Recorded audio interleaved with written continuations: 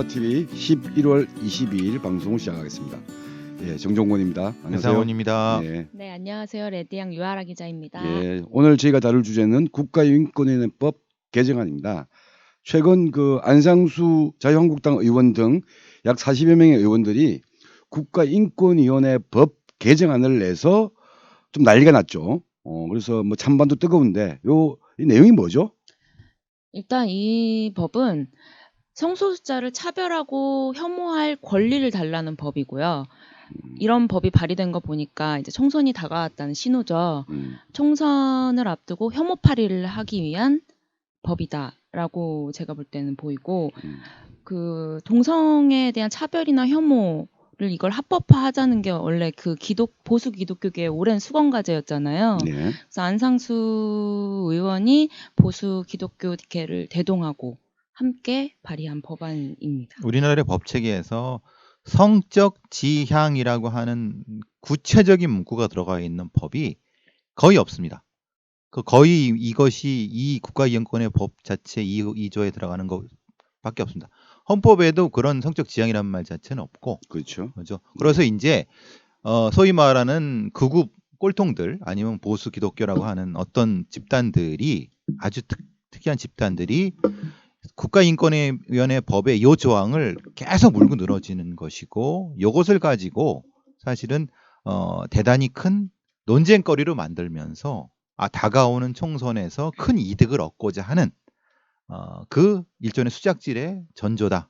그게 지금 본질이죠. 근데 이들의 주장이 좀 약간 진일보한 게, 예. 그러니까 뭐 좋게 진일보했다는 게 아니고, 그 권리를 달라, 우리에게도 반대할 권리를 달라라고 하는 건데, 이 사람들이 이 법안 발의에 참여한 사람들이 생각해봐야 될 지점이, 그 혐오와 차별할 권리를 달라고 한다면 그게 그러면은 백인이 유색인종을 차별하고 일베가 여성을 혐오하는 것들에 대한 그런 것들에 대해서는 어떻게 대답할 것인지에 대한 답을 또 내놔야 하고, 그로 인한 악행이나 범죄들이 저질러지는데 그 상황에 대해서는 어떻게 판단하고 있는지에 대해서도 이분들이 좀 고민을 해봐야 될 지점이 아닌가라고. 근데 그거는 걱정할 필요 없는 게, 걔네들은 그런 걱정을 하지 않고 이거는 질러놓고 흔히 말하는 정치적인 이득을 얻고자 하는 것이 목적인 것이지, 그렇죠. 구체적으로 시행령이나 시행규칙이나 뭐 구체적으로 뭘 어떻게 할 거라는 건 얘들 머릿속에 깡그리 없습니다. 그럼 그런 것까지 걱정할 필요는 없는 거고,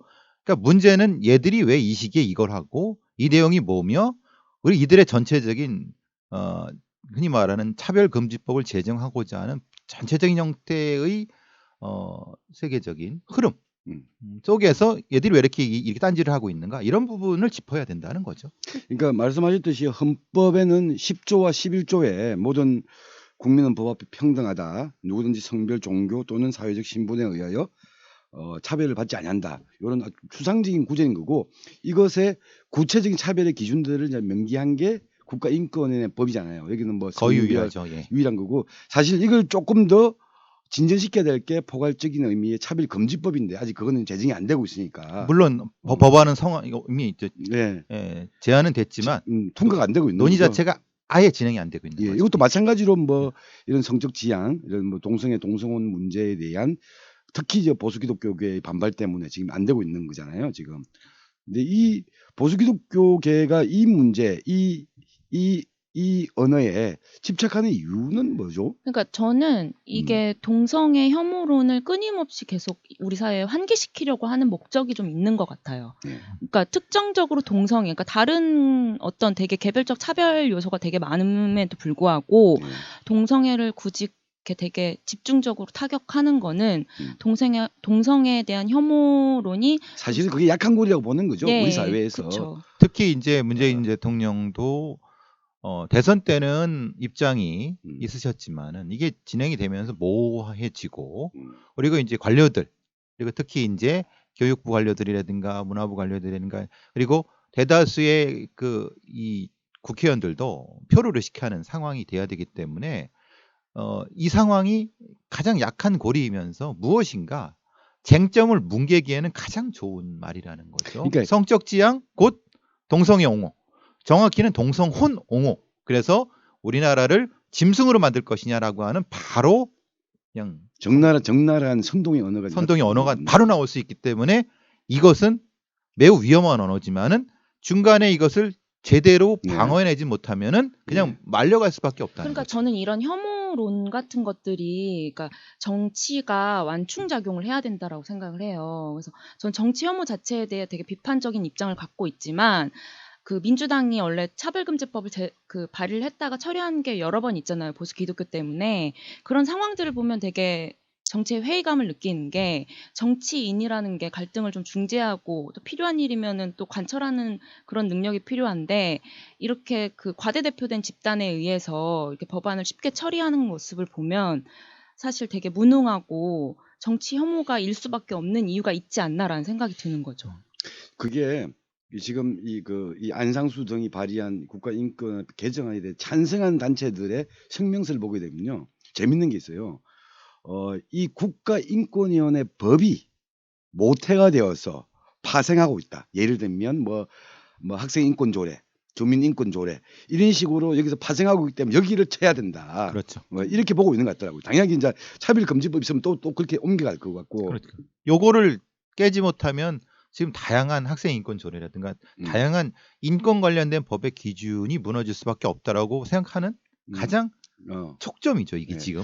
이게 왜냐하면 2000년도에 국가인권위원회라고 하는 기구를 만들기 위해서 명동성당에서 단식을 인권단체들 했어요. 저도 거기에 참여했었거든요. 그때 나왔던 게 뭐냐면 인권운동의 관제고지, 국가인권엔 독립적인 국가인권위원회를 만들어야 된다.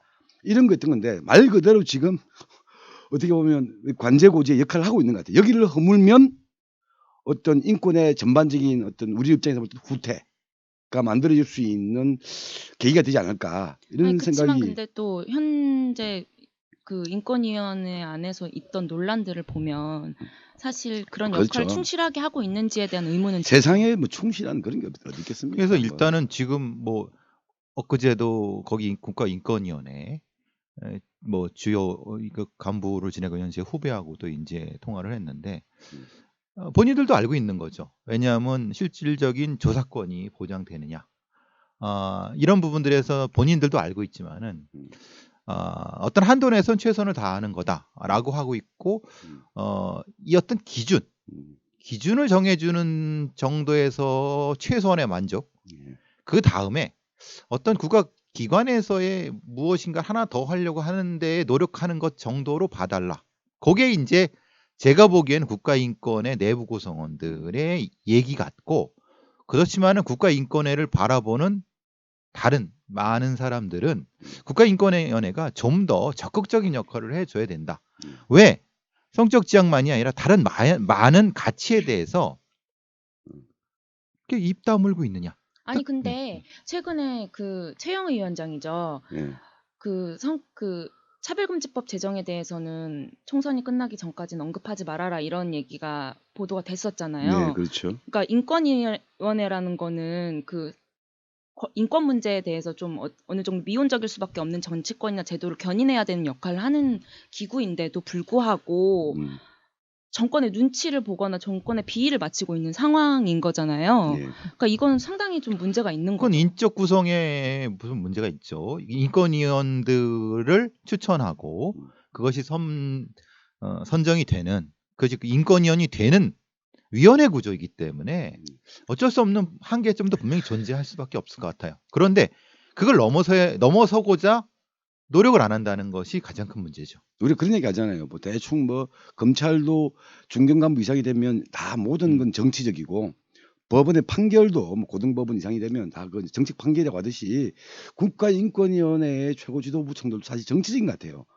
그런 의미에서는 아니 인권위원회가 있는 이유는 세상에 다른 사람들은 여러 가지 잣대로 사물을 보겠지만 우리는 오직 하나 인권이라는 기준과 잣대로 사물을 바라보겠다라고 하는 어떤 소명을 시켜야 되는데 그런 부분이 좀 약한 거 아닌가 싶기도 하고요.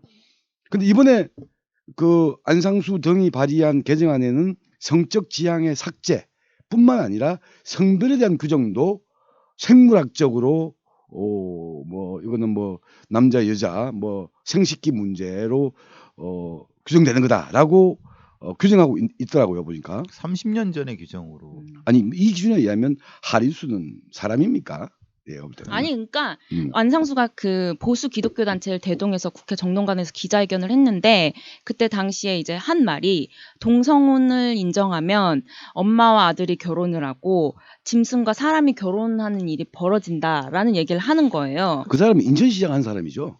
그렇죠. 전직. 인천 예. 예, 인천 지역구고 음. 인천시장도 했었고. 그러니까 이런 말을 하는 사람이 발의한 법안이 얼마나 말이 안 되고 정말 퇴행적인 법안인지 약간 느낌이 딱 오잖아요. 그러니까 이제 문제는 그 내용 자체는 하도 어처구니가 없어갖고 사실은 기가 찰 정도인데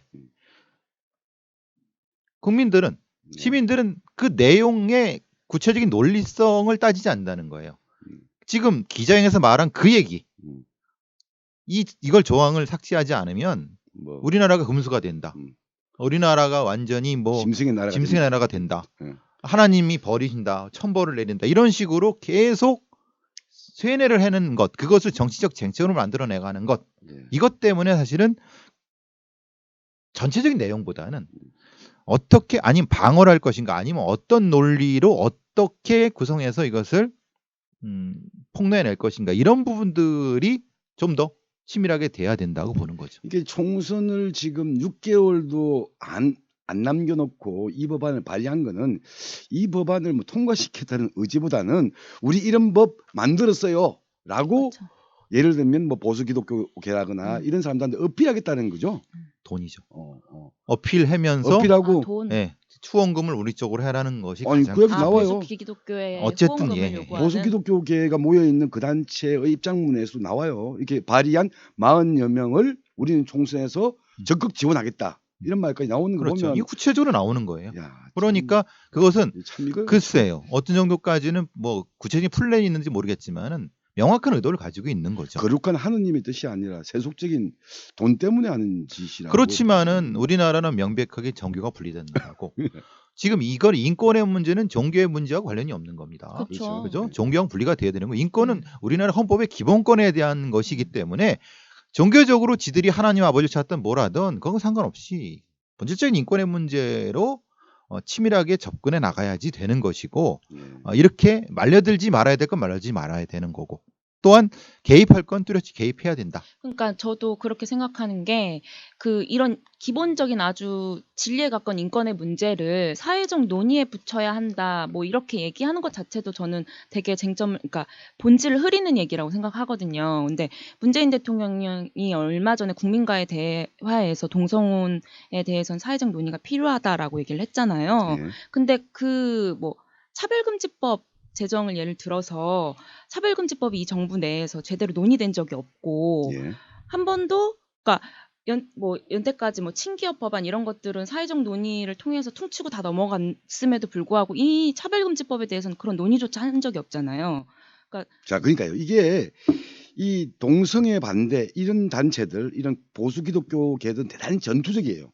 뭔가 나오면 거의 정면 쳐박고 이런 법안을 발의하잖아요.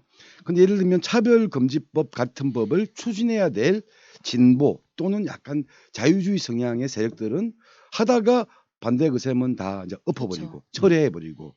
그러니까 차별금지법이 지금 나왔던 게 2007년도예요. 지금 벌써 12년째 2년이나 표류하고 있는 됐죠. 거고 그 유명한 일 있잖아요. 2013년도인가 김한길 의원 등 그러니까 민주당이 주도해서 발의한 차별금지법 또 우원식 등 이 법안 자체가 최현식. 우원식만 우원식 이 법안이 그때 보수 그 기독교계의 거의 맹폭으로 손들어 버렸잖아요. 법안을 자진 처리하는. 근데 선거 국면이 다가오면은 예. 앞에 가서 생 지랄해서 그 많이 맞고 그러니까 이 국회의원들이 겁을 내는 건 맞는 것 같아요. 그러면 국회의원들이 주도가 되는 게 아니라 시민 자체가 주도가 돼서 이 부분에 대한 이슈 파이팅을 해야 되는 또 뭐 부분이라고 인권위원회 자체가 예, 해야겠죠. 자체가 해야 되는 거고 예. 그런 부분들이 분명히 있을 거라고 생각을 하고 또 하나는 또 뭐 이번에 뭐 이것과 직접 관련은 없지만 최근에 그 정의당에 입당한 이자스민 전 새누리당 의원 지금은 이제 정의당 당원이 되었던 것도 우리 사회에서의 어떤 차별, 혐오가 얼마만큼 이게 광범위한가를 보여주는 또 한 징표이잖아요. 예를 들면 배상훈이 내면 아무런 문제가 없는데 이자스민이 발의하면 뭐 생 난리가 나고 사회가 뒤집어지는 이런 거는 여전히 우리가 아직 가야 될 길이 그렇죠. 참 그런 문제 때문에 사실 포괄적 차별금지법이 필요하다는 얘기가 나오는 것 같고, 그러니까 사람이 정체성이 하나일 수는 없잖아요. 네. 이자스민 같은 경우에도 여성이자 이주민이고 그런 상황에서 이제 그 되게 다층적이고 복합적인 차별을 사람들이 겪고 있는 와중에 포괄적 차별금지법은 정말 필요한 법안이다라는 생각이 들더라고요. 뭐 이건 사족이지만은 네. 얼마 전에 대통령과의 대화 그거에서 대통령이 동성혼과 동성애를 구분을 못 하시는 것 같아요. 예? 그리고 거기에 차별금지법에 대한 내용을 말씀을 하셨어야 되는데, 예. 그러니까 동성혼은 얘기하고 동성애 얘기는 안 하고, 그게 얼마나 큰 차이가 있고 가족 중심주의에 대한 얘기, 그 플러스 차별금 그 얘기를, 그래서 저는 답답해요. 이 양반이 부동산도 모르고 차별금도 모르고 동성혼 동성애도 모르고 그러면 도대체 뭘 아시나? 아니 물론- 근데 나는 모른다고 생각하진 않고 말하고 싶지 않은 것 같아요. 그러니까 그러니까 이 문재인 정부 종특인 게 종특이 뭐예요? 이 사람들의 약간 특성, 이 아, 집단의 죄송합니다. 특성이라고 보이는 게, 음. 그러니까 쟁점이 될 만하고 논란이 될 만한 건 피하고 그게 보자. 피하는 거예요. 근데 그 피하는 것에서 사람들이 좌절한다는 거예요. 그렇죠. 많은 사람들이 거기서 그 사람 문재인 대통령과 그 집단을 지지할 사람들도 뭐지? 라고 해서 외면하는 걸 본인들은 그냥 팬클럽 정도의 지지로 그냥 하려는 거예요. 그 정치를 그렇게 하면 안 되죠. 그죠? 말하자면은 본질은 본질대로 뚜렷이 얘기를 하고, 나는 동성애와 동성혼은 다르다고 생각하는데 말이 길어지니까 동성혼 금지에 대해서만 얘기를 하겠다고 하는 동, 이 부분은 차별금지법에 대한 얘기를 하지만은 여러 논란이 있으니까 이것은 차후에 하겠다고 하는 동에서 무엇인가를 딱딱딱 정해줘야지 되는 건데, 집권 초반기도 아니고 대통령 후보도 아닌데 다 두루뭉술. 그러면 지지자들 아니 국민들이 뭘 바라는 건? 저는 그래서 어쨌든 그래서 이게 사족이라고 말씀드린 아니 그런 근데 부분이 있는 거죠. 그런 문제에 있어서만 두루뭉술하지, 사실 다른 뭐 지금 규제 혁신 하자 뭐 어쩐다 하는 법안들에 대해서는 별로 두루뭉실하지 않아요. 그러니까요. 그러니까 소수자나 사회적 약자에 대한 권리보호 법안이나 정책에 대해서만 두루뭉술하지, 친기업 법안에서는 전혀 두루뭉술하지 않고, 나는 오히려 차별금지법 같은 것들이 민생 법안이라고 보지, 그 사람들이 그 민주당이나 그 정부에서 하는 그런 법안들은 민생 법안이라고 보지 않는 거죠. 마무리하겠습니다. 이거 저는- 이야기하게 되면 끝도 한도 없을 것 같고, 어쨌든 국가인권위원회 법을 개혁하려고 하는 이런 시도, 그건 또 차별금지법이 12년째 표류하고 있는 이 현실에서 전 글로벌 스탠다드가 뭐냐, 다른 데 가면 뭐 기업 이런 데서는 많이 찾잖아요. 사실 근데 인권의 글로벌 스탠다드에서 이런 이야기 꺼내면 이거는 후진국이 아니라 글쎄요, 랭킹 매기기 좋아하면 132 정도 되지 않겠어요? 이런 문제에 대해서 우리 또 시민들도 우리 국민들도 관심을 가지고 또 단호한 비판의 목소리가 높아야 이런 퇴행적인 행태들이 반복되지 않을 것 같습니다. 첫 번째 주제, 국가인권위원회법 개혁, 성적 지향 삭제, 성별 재규정에 대한 이 주제는 요 정도로 마무리를 하겠습니다.